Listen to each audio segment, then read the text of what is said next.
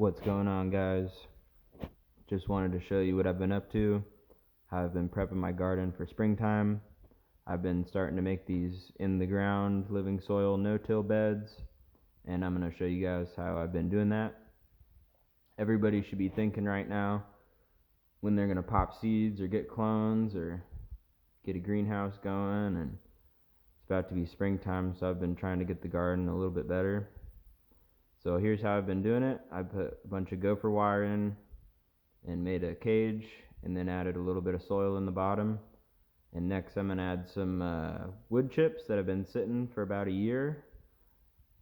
And these are pretty much mulch and a bunch of mycelium packed in there, caked in there. And so I'm going to do this for drainage at the bottom of my hole and for mycelium layers. And hopefully it'll absorb the water, the extra water and moisture that's in there, and be able to regulate the drainage at the bottom of my pit, because this hard clay doesn't really drain very well. And so this should help a little bit. And the hole I made is around 2 feet deep. And a lot of people do this, called culture, but I'm just doing it for drainage in the mycelium layer. And then next I'm going to add a bunch of potting soil. As you can see here, I added probably about a foot of potting soil. And then you add your greens.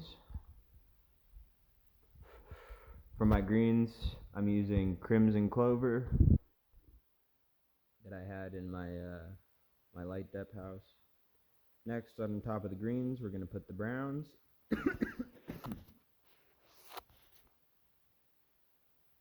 And then add a bunch of soil on top of that and water it in a little bit. And I haven't stepped on this at all, it's nice and fluffy. Next we're going to add some cover crop. This would be a wildflower mix along with some crimson clover. And we're going to throw this in and then water it in. And probably add a little bit of manure on top and this extra soil I have sitting to cover the cover crop a little bit to help it sprout. And then we just water it in and probably put some more hay on top to help it trap the moisture. And all the worms in there will love the green and brown layers and the little bit of manure that I put on the top. So yeah, this is how I've been prepping my garden beds. Happy spring.